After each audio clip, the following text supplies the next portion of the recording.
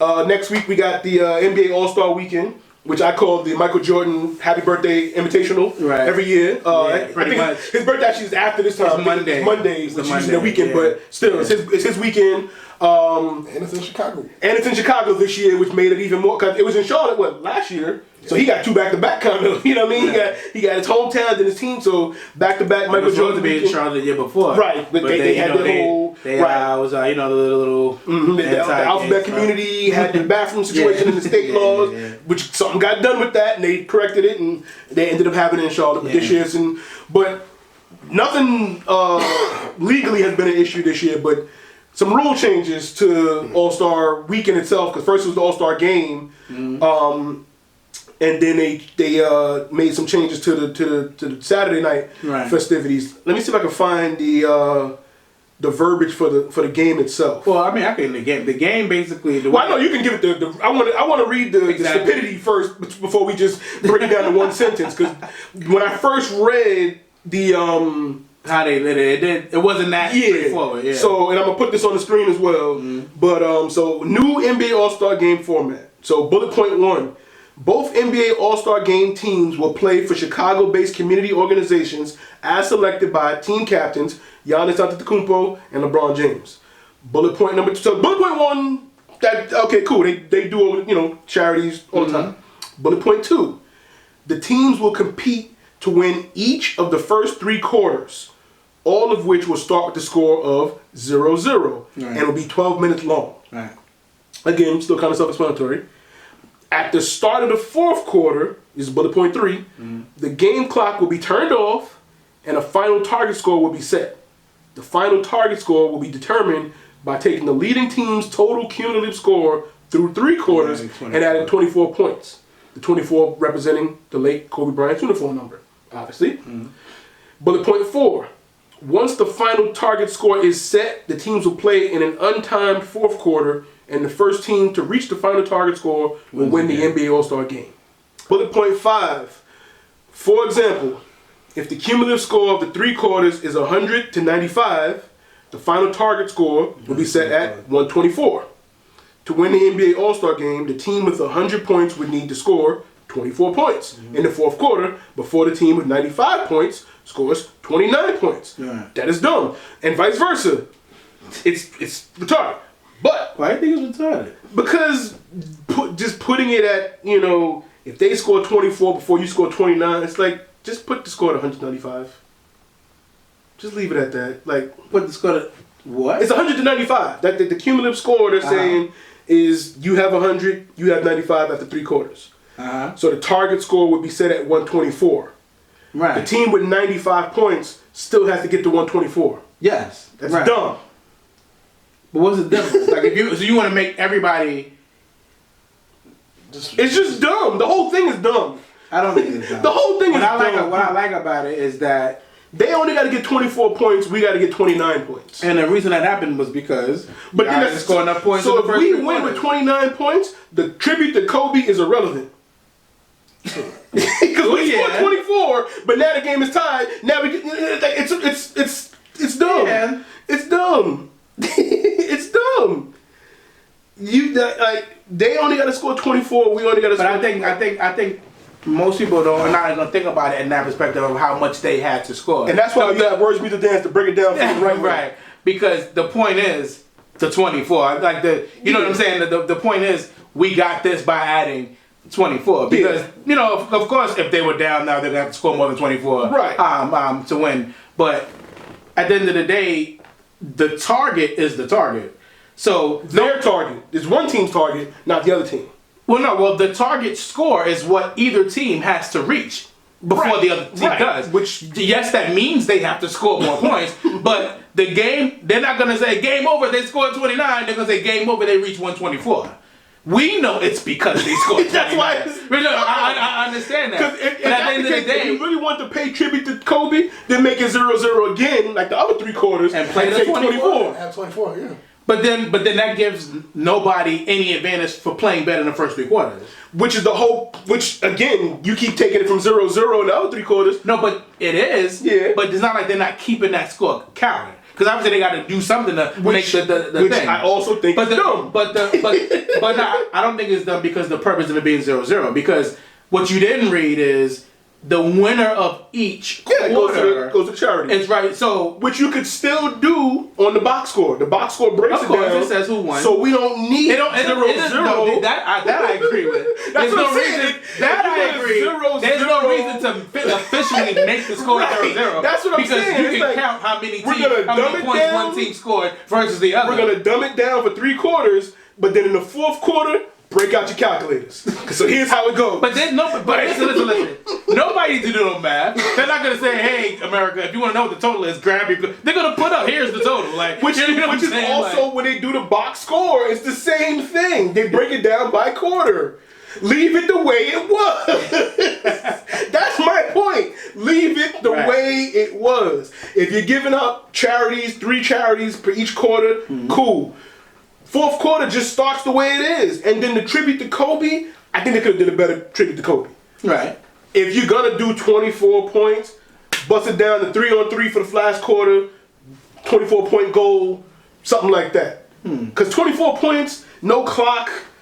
Like, or even 26 because you Kobe plus Giannis.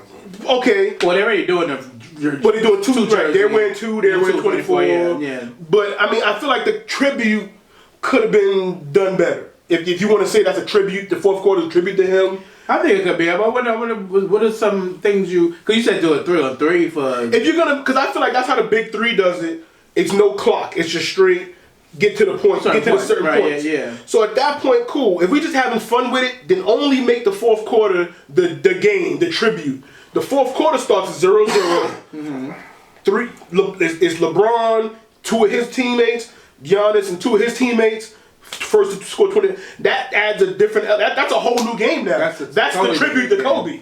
Because he was the Mamba mentality was ISO 1-on-1. We got a 3-on-3. It's gonna be some ISOs. Now you tributing. Now you talking Kobe's language. He in heaven like okay, Adam Silver, I see you.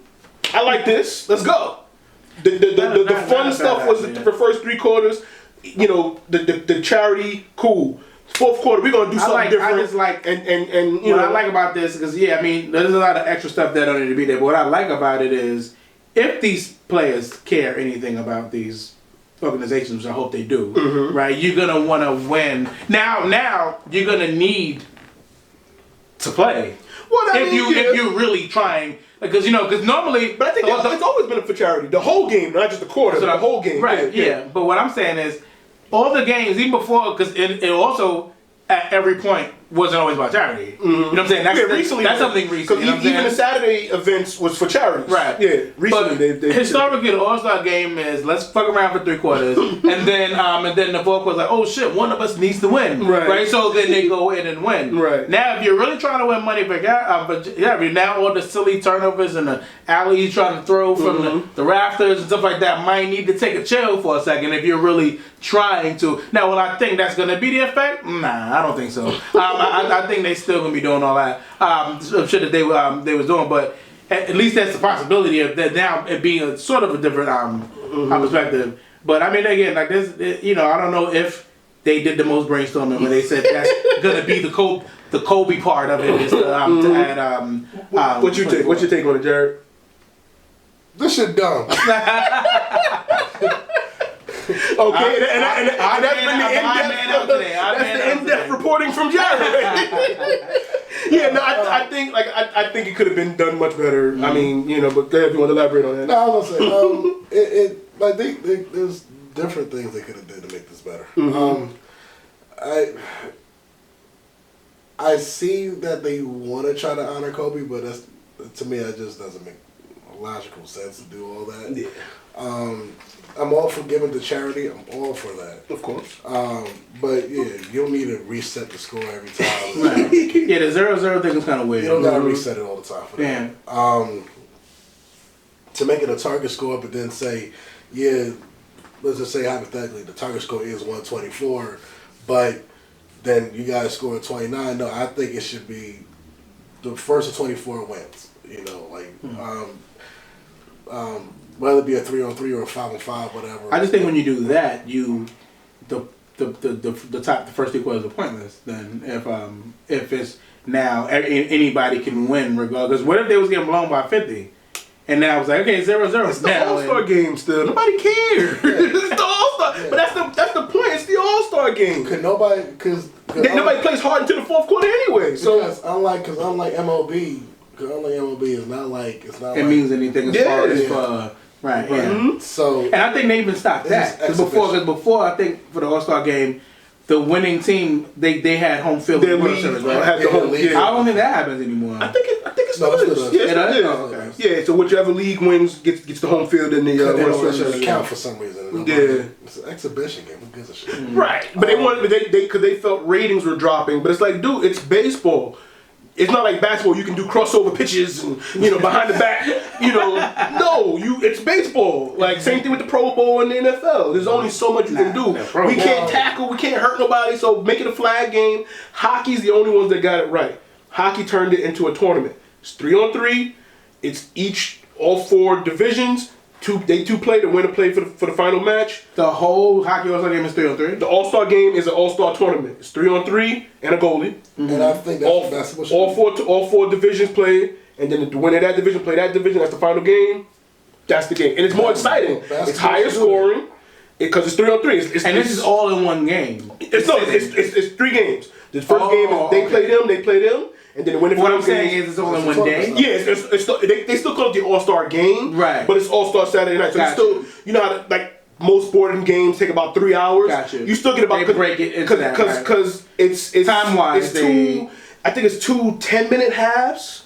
It's something quick to make it, so it's quicker. And it's hockey. They don't have timeouts and fouls and. That's cool. That's actually pretty cool. It made the game more fun to watch. Right.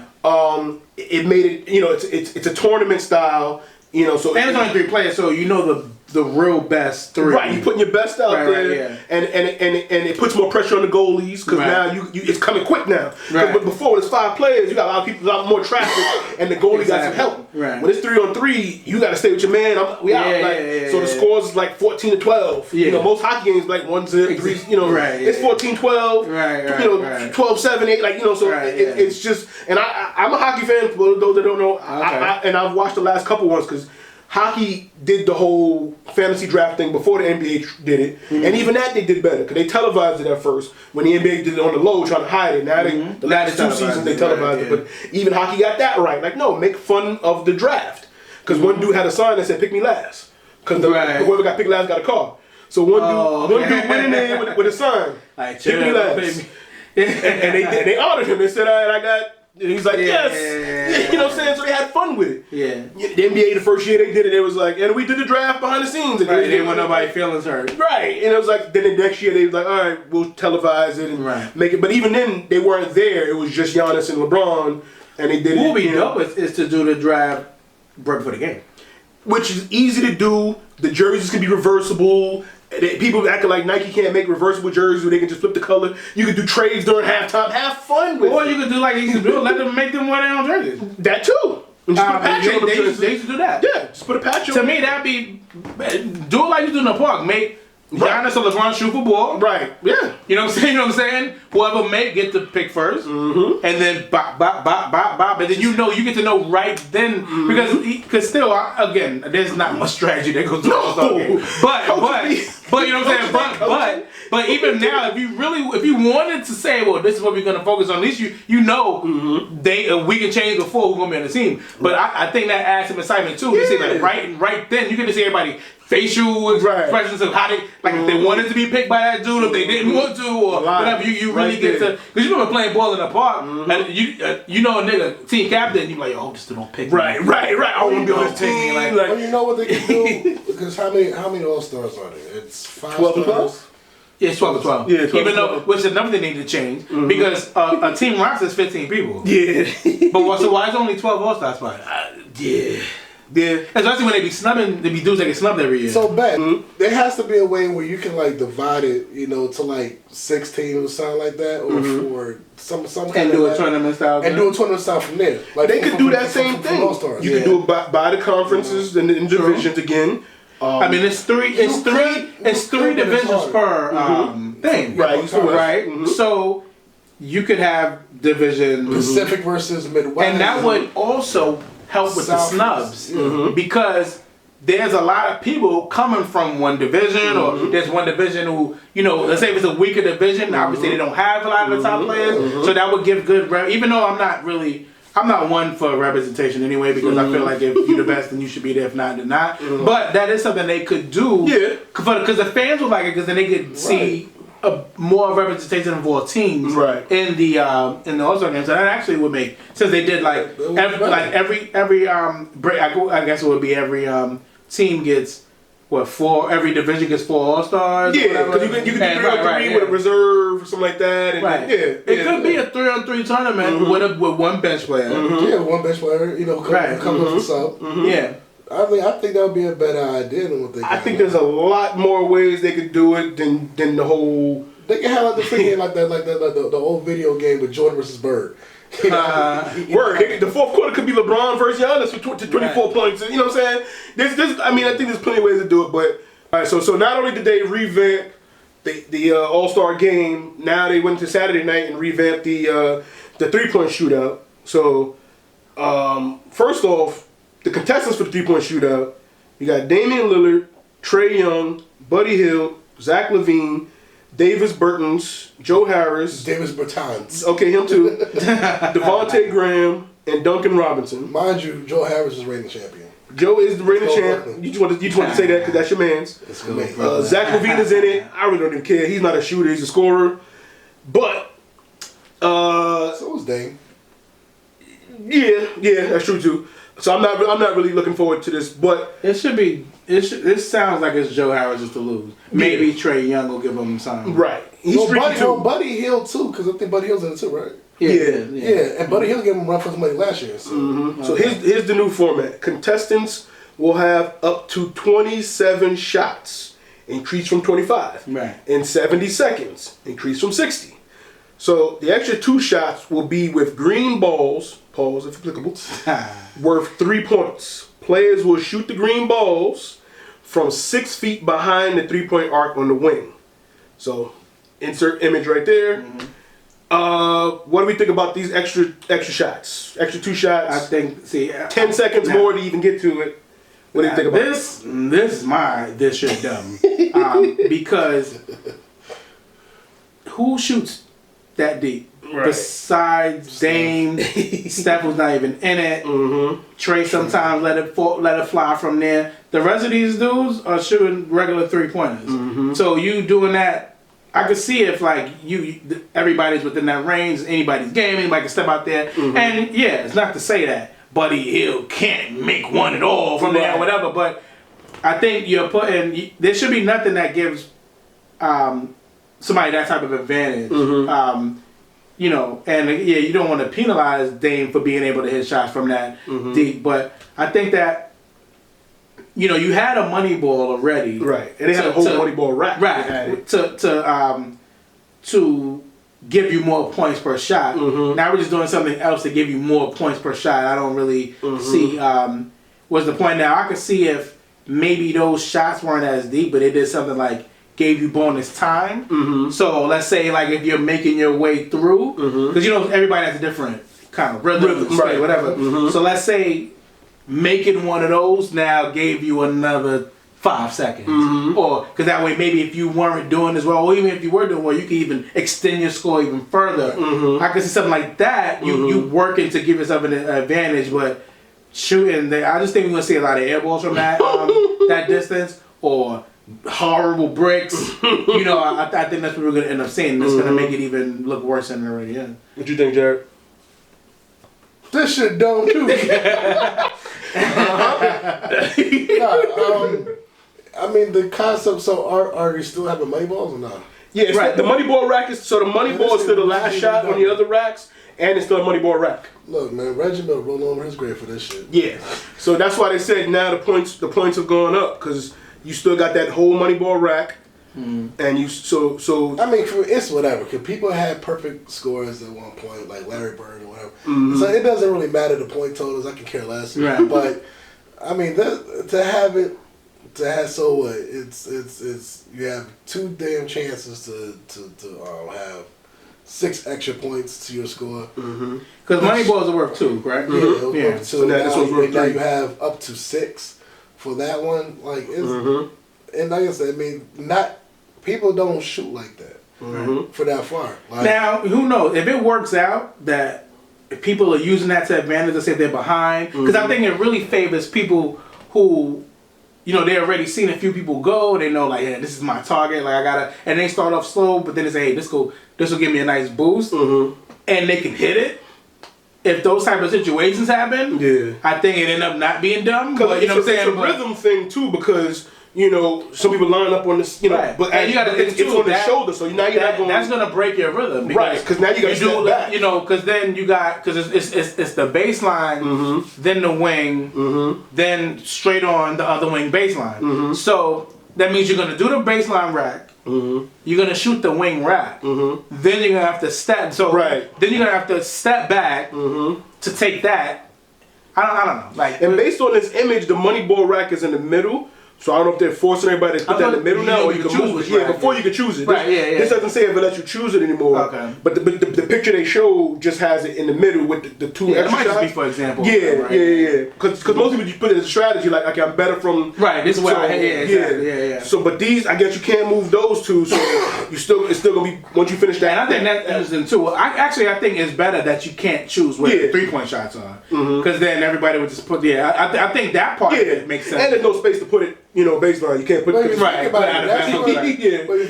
That's the closest shot. That's essentially where Dame shot that shot. The logo, pretty much that logo area. Yeah. So the joint wave, the wave shot. Yeah. So we'll see it, but he was also dribbling up to it. So it's like the momentum, the you know, the rhythm, the flow of it is a little different because you shoot that, then you gotta go back here, and then put it up, and then get close again, and then go back to the other one. So we'll see how it looks. Like the person who has the biggest advantage for them would be Steph. Yeah, and he's not even in it. If he was in it, that's just 6 points right there, extra to. And the thing is, Steph too, he doesn't take long to get a shot up. So you can see him finishing all the racks and those 2 shots. Right, and they added 10 seconds. Because of that, he practices that stuff. He practices every game. He shoots for every game from the hallway. There. A little tunnel. He's like, shoots whatever. Then like, you know, like he don't care where you put the racks at. Like he would just, you know what I'm saying? Like, I gotta shoot it for the bathroom. Whatever, okay, whatever, bro. But and as of yet, they haven't changed the slam dunk contest. They just won't change it to where people we want to see are doing it. We want to see change that part, but that's still the same. It's still a scoring system that's kind of, you know, depending on the judge. Like every judge scores it differently. We got 100 misses until they get it right. Until they get it right. So that hasn't changed. But what do we think about All-Star Saturday night though? Do we think? Are we looking forward to this one?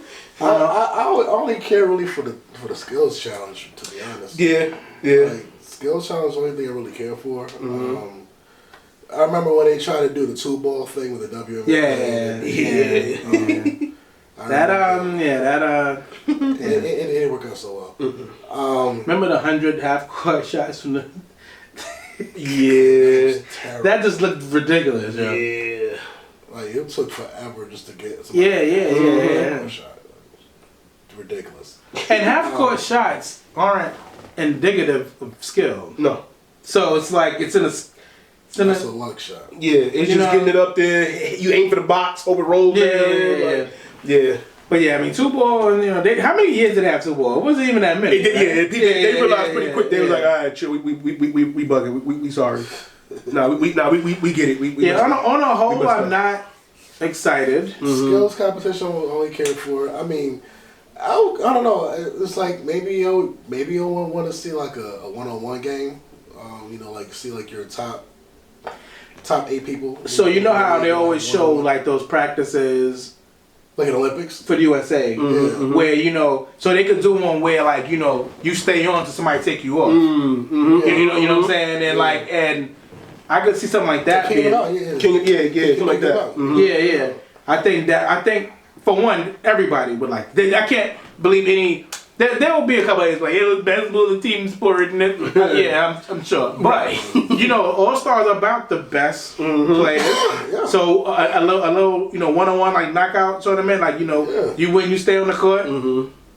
And I don't know, you could determine the winner by how many people he took out or whatever the case may be. Right. But that would be pretty exciting. Actually. Yeah. That would be a good idea. I like that.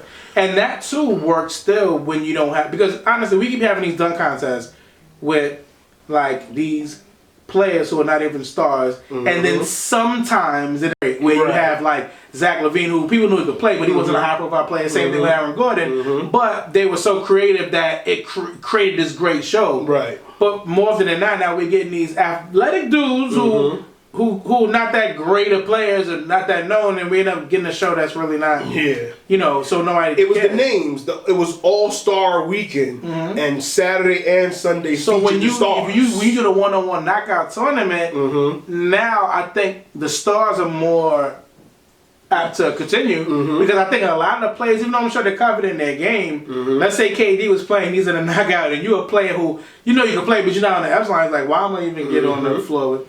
And you know what I'm saying? Like, why you gonna come out there, you gonna check on the ball, boom, I'm going to sit down. You know what I'm saying? So like, I'm gonna head on that. Right, exactly. So I think now you know how the ego is, right? You know, like you said, when you got Dame waving and there's the Westbrook and like because you think about it, there's a lot of players who we know could stay on the floor for a long time, bro. Like could stay. You've been thinking of somebody who I'm not even like a Westbrook fan like that, but he get ball first. He's strong, bro. He'll take you to that rim, like whatever. He'll do that to almost anybody you put on the floor with him. Right. You know, there's a lot of players that you know, KD is one. Like it's gonna take a while to get him off the court. You know, like it's Steph. Like he checking the ball. He popping from the moment he touched the ball. So you check. He wasn't ready yet. Exactly. So that would be really to see like those everybody clashing like that would be really exciting. I mean, you know, obviously they can't do it all day, so put a time on it. Yeah, you know, they can NBA it up. But something like that Yeah. sounds great. Like that. That's cause to me that's why I love the Big Three. Yes. Because it's not about the clock; it's about the play. It's street ball as we know it. Exactly. It's the closest thing to street ball that we have. And the same way we know street ball is you can't rely on double teams and zones, and you got to guard your man. Yeah. And if your man is beating you, yo, come here, switch. Like you know, what I'm saying? seen you gotta hold that down. All the years I played basketball in the parks and whatever, I don't ever remember somebody getting the ball thrown to him. Yo, double. Right. You gotta run it double. Right. You gotta hold it. It's been some. Yo, and if he busting your ass, you gotta switch. Like, right, you like, yo, you got him? Right, I got him. Right, all right, because if you ain't got him, we switch it. Right, you know yeah. And next time he all right, take him. Yeah. Like, you know, that's street rules. Like, switch off. But it's never been zone. And I can understand why in a 5-on-5 game that's not how it is. But that's what I'm saying. Right, you know, but It's 3-on-3. Yeah. You gotta hold your man down. Yo, the Big Three is great basketball. Yeah. Like it's like especially I could see why a lot of youngins might not be into it. But if you grew up watching 90s basketball, like you love the Big Three. They let them play, let them bump. You know, they let them get after it. You know? And if you ever played ball, like you look at it like like that's fun. I've been there. Like you know what I'm saying. And you getting to see ex-NBA players. That could going still back play. to their roots too, because that's how they came up. Absolutely. So they know they played. You know, when you're in the NBA, you can fly. You in the Big Three, it's I got a ball. Exactly. You know, and that's because no knock, but AI went in there thinking he was gonna be able. And midway through, he was like, yo, I ain't know it was like this. Like he was what, and he was older. Like that, and he was a little older and stuff, but it was like, nah, this is back to that ball you wasn't used to. Yeah, I don't think he prepared himself for that at all. No, I think he went into it thinking it was gonna be like the league. Right. I could still hide a little bit, pass it off. I'm in the wing, you know. Yeah. Or it was. He was like, y'all balling. All right, I'm done. Yeah. Now y'all go ahead. I'm a coach.